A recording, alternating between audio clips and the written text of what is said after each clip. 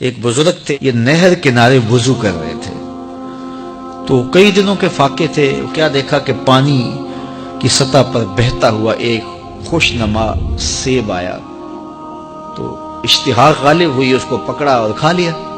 جب کھا چکے تو پھر خیال آیا یہ تو میرا تھا ہی نہیں، یہ تو مال لقطہ تھا، تو میں نے اس کو کھا لیا، اب اس کا مالک کیسے ملے؟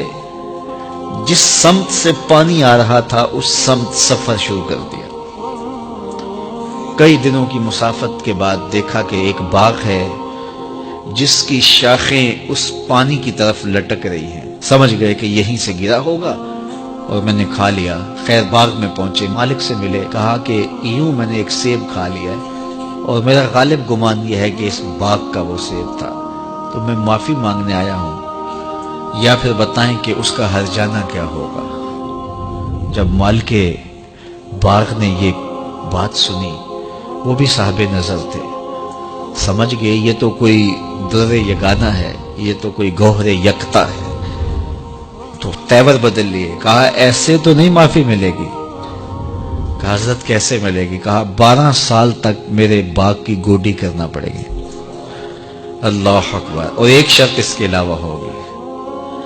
کہا ٹھیک ہے، میری غلطی تو معاف ہو جائے گی نا۔ 12 سال تک باغ کی گوڈی کرتے رہے۔ ایک دن فرمانے لگے وہ صاحب باغ جو تھے کہ سیب توڑ کے لاؤ، مہمان آئے ہیں۔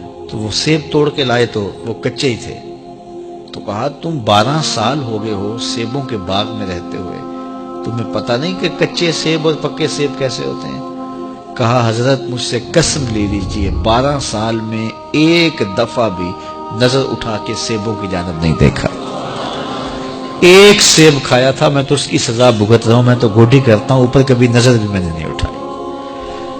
سینے سے لگا لیا، کہا ایک شرط تمہاری پوری ہو گئی، اب دوسری شرط ہے کہ میری ایک بیٹی ہے جو آنکھوں سے نابینا ہے، کانوں سے بہری ہے، بول سکتی نہیں، اور وہ اپاہج بھی ہے، چل بھی نہیں سکتی، اس سے تمہارا نکاح کرنا چاہوں، اگر تمہیں قبول ہے تو معافی ہو جائے گی۔ کہا ٹھیک ہے جی قبول ہے، میرا گناہ معاف ہو جائے، میں زندگی کاٹ لوں گا، کوئی بات نہیں ہے۔ خیر نکاح ہو گیا۔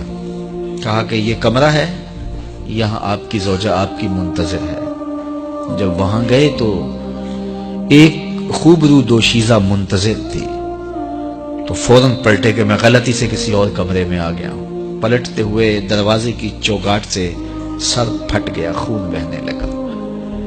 جب باہر آئے تو صحن میں پہنچے تو وہ بزرگ وہاں تھے۔ کہا کیا ہوا؟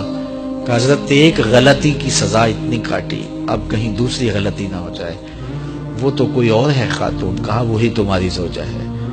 تو میں بتاؤں کہ وہ بہری کیوں ہے؟ آج تک اس نے غیر محرم کی آواز نہیں سنی۔ تو میں بتاؤں کہ وہ بول کیوں نہیں سکتی؟ آج تک اس نے غیر محرم سے کلام نہیں کیا۔ اندھی اس طرح ہے، آج تک اس نے غیر محرم کو نہیں دیکھا، اور اپاہج اس طرح ہے، چل کے کبھی گھر کی دہلیز سے گئی نہیں ہے۔ تو اس خاتون کا جب نکاح ہوا اور پھر ان سے اللہ نے ان کو ایک بچہ دیا جس کا نام ہے الشیخ عبد القادر جیلانی۔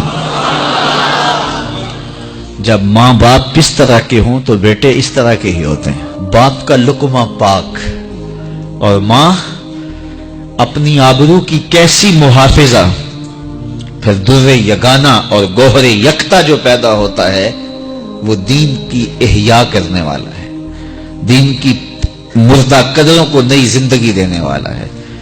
حضرت ملا علی قاری لکھتے ہیں کہ حضور غوث اعظم جب مجلس واعظ کرنے بیٹھتے تو 70 ہزار کا اجتماع آپ کے مجمع میں ہوتا، اور عمومی طور پہ اللہ کی رحمتوں کے حوالے سے بات کرتے، اور جس دن آپ اللہ کے قہر، غضب اور جلال کی بات کرتے کئی جنازے اٹھتے۔